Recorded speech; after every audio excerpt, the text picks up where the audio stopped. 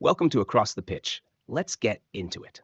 Let's talk about that absolute masterclass at Anfield, where Liverpool just reminded everyone why they're 6 points clear at the top. Coming into this one, you're thinking, okay, Liverpool off that scrappy win against Brentford. Ipswich lost 6-0 to City. This could be a whitewash, right? Well, yes.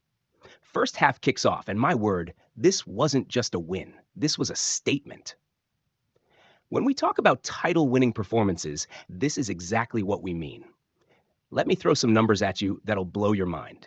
72% possession, 16 shots to 3, and honestly, it could have been more. The scary thing is, this Liverpool team made it look absolutely effortless. But let's talk about that midfield, because what we witnessed today was something special. You've got Dominic Szoboszlai, who, by the way, was having one of those quieter games by his standards, suddenly decides to remind everyone why they paid that £60 million.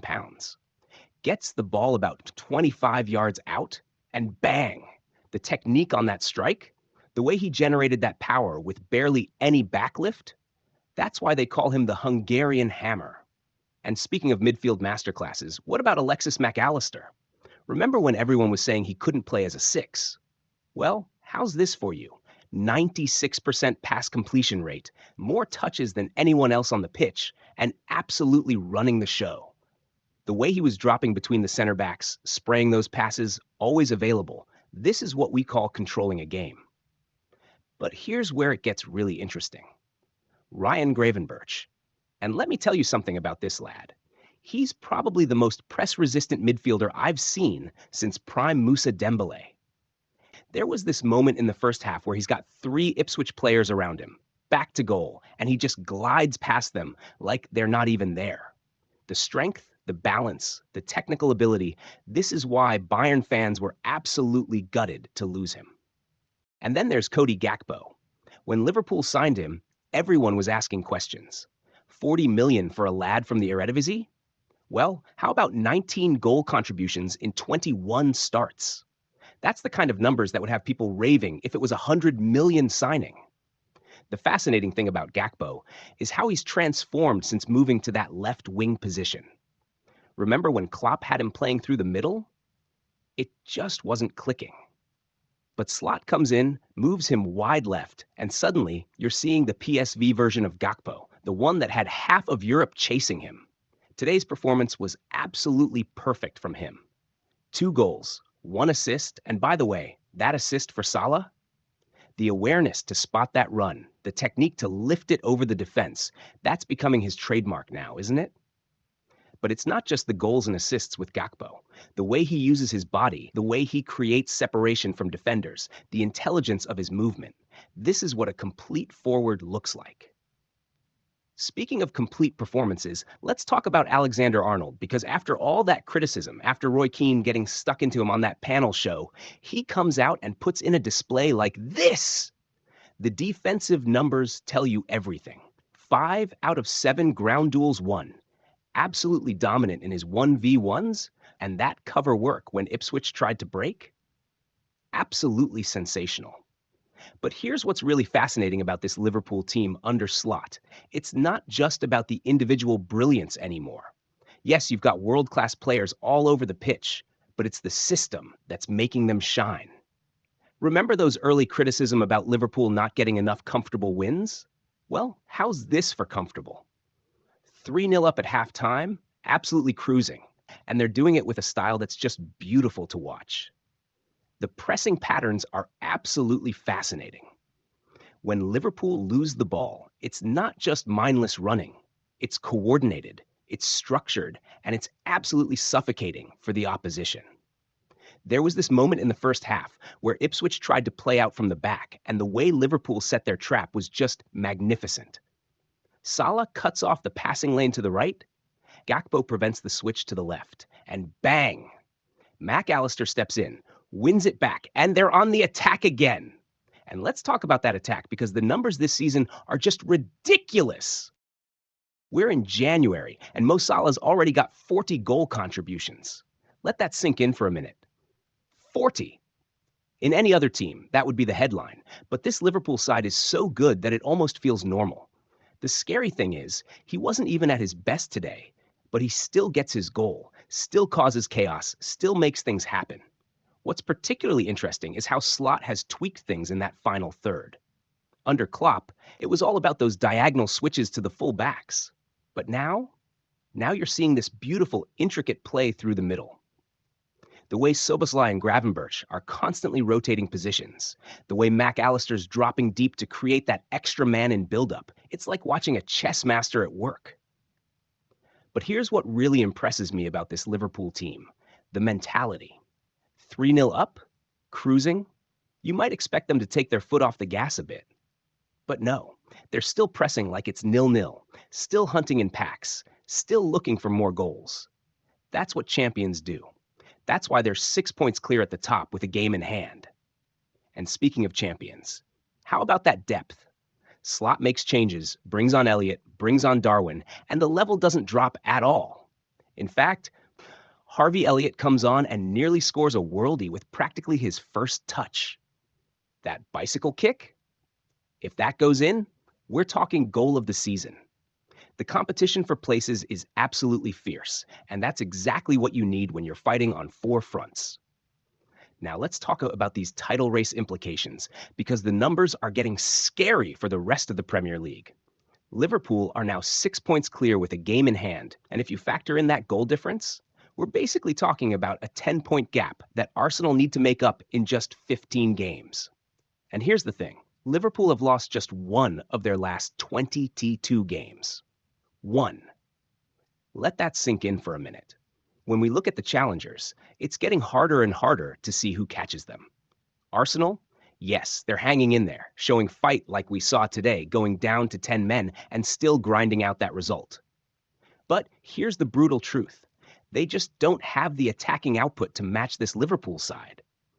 When you've got Salah hitting 40 goal contributions by January, Gakpo on track for a 30-plus goal contribution season, these are the numbers that win you titles.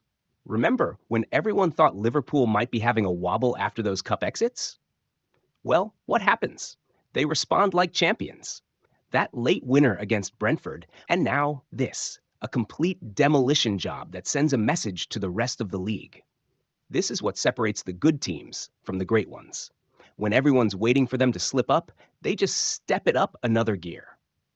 And let's talk about Manchester City, because they're usually the ones hunting teams down at this stage of the season. But they're not looking convincing enough, are they? The scariest thing for the rest of the league isn't just Liverpool's lead, it's how they're playing. Even in what we might call their bad games, they're still picking up points. Even when they're not at their flowing best, they've got individual quality all over the pitch that can make the difference. But here's what really makes me think this could be Liverpool's year. The recruitment. Look at how they've rebuilt that midfield. When you lose Fabinho, Henderson, Milner, Keita, Oxlade-Chamberlain, basically your entire engine room, most teams would take years to recover. But what do Liverpool do? They bring in McAllister, Szoboszlai, Gravenberch, and suddenly they've got probably the best midfield in the league. Even when they couldn't get their first-choice targets like Caicedo or Lavia, they adapted, they found solutions, and now they're looking stronger than ever. Let's talk about these attacking numbers because they tell you everything about why Liverpool are where they are.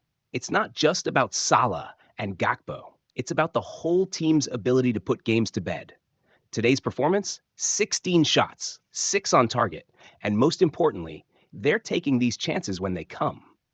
This is where Arsenal are falling short. They might dominate games, they might post incredible expected goals numbers, but Liverpool just go and win these games. The balance in this team is absolutely fascinating. You've got Trent getting criticized left and right for his defending, and what does he do? Puts in a defensive masterclass. 5 out of 7 ground jewels won, 4 recoveries, and that's not even mentioning that absolutely ridiculous cross for Gakpo's goal. When he's hitting these levels, when he's combining that defensive solidity with those attacking numbers, he's simply the best right back in the world. And speaking of world class, how about that defensive unit? Ibrahima Konate winning 12 duels today. That's not normal. That's not what center backs are supposed to do. The way he and Van Dijk handled Hurst and Broadhead? Absolutely magnificent. Every time Ipswich tried to break, every time they tried to get something going on the counter, there was Konate, there was Van Dijk, just calmly dealing with everything. The scary thing is, this feels like it's just the beginning under Slot. Every week, you're seeing little improvements, little tweaks to the system. That midfield is getting more and more cohesive. The pressing patterns are becoming more sophisticated. And most importantly, they're making it look easy. When you can rotate players, when you can make changes and the level doesn't drop, that's when you know you've got something special. Let me know your thoughts in the comments. Can anyone catch Liverpool now? Is this the best midfield in the Premier League? And what about Gakpo? Is he the most underrated forward in the league? Now let's talk about that absolute madness at Molineux, where Arsenal somehow managed to pull off a win with 10 men. And my word, don't we need to talk about Michael Oliver? Coming into this one, you're thinking, okay, Arsenal without Saka, desperately needing these 3 points to keep pace with Liverpool. This could be interesting, right? Well, football has other ideas. First half kicks off, and honestly, it's pretty even. Both teams feeling each other out, nothing much between them. And then, bang, the moment that changes everything. Marlo Skelly, and let me tell you something about this kid. 18 years old, been absolutely brilliant since coming into the team. Makes what looks like a completely normal tactical foul. The kind of challenge you see 10 times every single Premier League weekend. And what does Michael Oliver do? Straight red card. The Arsenal fans can't believe it. The Wolves fans are laughing. And even the neutrals are scratching their heads. But here's where it gets really interesting. The VR check starts, and you're thinking, okay, surely they're going to overturn this? This is exactly what VR was brought in for. But no. They stick with the on-field decision, and suddenly Arsenal are down to 10 men with practically an entire game still to play.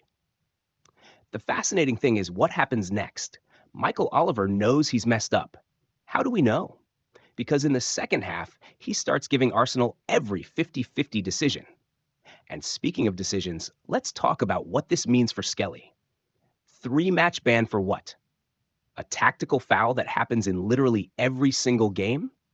This is where the inconsistency in Premier League refereeing is just mind-boggling. Week after week, we see these exact same challenges get yellow cards, but suddenly today it's a straight red. The Arsenal fans were singing, "It's all about you," to Michael Oliver. And they're not wrong. Some referees just love being the center of attention. But here's what's really fascinating about this whole situation. It actually galvanized Arsenal. Instead of crumbling, instead of feeling sorry for themselves, they come out in the second half with this incredible mentality. And at the heart of it all, Declan Rice putting in an absolute beast of a performance. The ground he covered, the tackles he made, the way he organized that midfield, when you're down to 10 men, that's exactly what you need from your best players. The scary thing is, Arsenal have now had 4 red cards this season. That's not normal. But what's even more interesting is how they're learning to deal with these situations. Remember earlier in the season when they'd go down to 10 men and completely fall apart? Not anymore. Today they showed that resilience, that fighting spirit that you absolutely need if you're going to challenge for titles. But let's talk about these individual performances, because what we witnessed today from Declan Rice was nothing short of world class. Remember when everyone was questioning that £100 million price tag? Well, how's this for value? The amount of ground he covered with 10 men, it was like having an extra player on the pitch. And here's what's fascinating about Rice these last few games. Ever since those early season fitness issues cleared up, he's been absolutely phenomenal. The thing about Rice is, he's not just about the defensive work anymore. Yes, he's covering every blade of grass. Yes, he's winning those crucial tackles, but have you seen his set-piece delivery? Have you seen the way he's influencing games in the final third? Under Arteta, his forward play has developed to another level entirely. And today, when Arsenal needed someone to step up, when they needed that leadership in midfield, who was there? Declan Rice, running himself into the ground, doing the work of taboo players. And speaking of defensive masterclasses, how about Gabriel at the back? Absolutely colossal. The way he was throwing his body on the line, the way he was winning those aerial duels, this is what you need when you're down to 10 men. We've seen Arsenal crumble in these situations before, but that backline, led by Gabriel, just wouldn't be beaten today. But here's where it gets really interesting. Jurrien Timber. Coming back from that ACL injury, you might expect him to be a bit rusty, a bit hesitant. But my word, what a performance! The composure in tight spaces, the drive to get forward, and most importantly, that engine. When you're down to 10 men, you need players who can do the work of two, and Timber was absolutely everywhere. For £34 million, that's looking like an absolute bargain. What's particularly fascinating about this Arsenal team is how they've developed that core defensive triangle. You've got Gabriel, Rice, and Saliba, and when these three are on their game, they're absolutely impenetrable. Today was the perfect example. Even with 10 men, even with Wolves throwing everything at them, they just couldn't find a way through. The way they cover for each other, the way they communicate, the way they organize the team, this is what title-challenging teams are built on. But here's where we need to have a serious conversation about Arsenal's attacking options, because this is what could make or break their title challenge. Let's be honest, they're 6 points behind Liverpool, and when you look at the attacking numbers, you start to see why. Liverpool have got Gakpo on track for 30 goal contributions, Salah already hitting 40 in January. And what have Arsenal got? A bench with only Sterling as an attacking option. And speaking of attacking options, let's talk about Martinelli, because this is getting concerning. Listen, I understand he's still young. I understand he needs patience, but at some point, you've got to deliver. When you're playing for a club like Arsenal, when you're getting this many opportunities, you've got to do more. Today just wasn't his game at all. Lacking that spark, lacking that threat we know he can bring. The fascinating thing about Martinelli is how much he relies on the players around him. When he's got that left-back overlap, when he's got the right support system, he can be brilliant. But here's the brutal truth. Arsenal need more. When you look at what Liverpool have got, players who can produce moments of magic even when the team's not clicking, Arsenal are falling short. And let's talk about Kai Havertz, because this is where it gets really interesting. He's Arsenal's second best goal contributor after Saka, but right now, in this purple patch, he's just not producing. Today was another one of those games where you're thinking, okay, with Saka out, this is your moment to step up, but it just didn't happen. The chances were there, but that clinical edge, that killer instinct in front of goal, just missing. But here's what's really worrying for Arsenal. Saka might not be back until March. And when you look at that bench today, when you see only Sterling as an attacking option, you start to understand why they have to get someone in during this January window. The midfield's good, the defense is solid, but that attack, that's what's holding them back. But let's talk about these title race implications, because the numbers are fascinating. Arsenal are now 13 Premier League matches unbeaten. Only Liverpool have a longer run. And here's the thing. They're still only 6 points behind Liverpool, with that game at Anfield still to come. When you look at it that way, this title race is far from over. The fascinating thing about this Arsenal team is how they're developing different ways to win. Today, down to 10 men, they showed that resilience, that fighting spirit. And let's talk about Calafiori, because what a moment for him to step up. Coming off the bench, getting that crucial goal, this is what you need in a title race. When things aren't going your way, when you're up against it, you need players who can make that difference. But here's where Arsenal need to be really careful. Those first and second phases of play are brilliant. The buildup is there, but it's that final third where they're just lacking that killer touch. Liverpool have got 3, 4, 5 different players who can produce those moments of magic. Arsenal, right now, they're too dependent on Saka. The defensive core is absolutely phenomenal, though.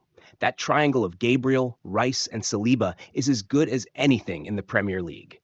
When you've got Rice covering every blade of grass, when you've got Gabriel throwing his body on the line, when you've got that kind of defensive solidity, you've always got a chance. And speaking of chances, all eyes are going to be on the January window now. Arsenal have got about 11 days to bring someone in. And let me tell you something. If they want to catch Liverpool, if they want to mount a serious title challenge, they have to strengthen that attack. You can't go into the business end of the season with just Sterling as your attacking option off the bench. Football, eh? Just when you think you've got it all figured out, Arsenal go and put in a performance like this with 10 men. The resilience, the fight, the character, it's all there. But that attack needs reinforcing, and it needs reinforcing now. Let me know your thoughts in the comments. Can Arsenal still catch Liverpool? Do they need one signing or two? And what about that Michael Oliver decision? Worst of the season? Like and subscribe if you want to keep up with all the Premier League action. Across the pitch, over and out.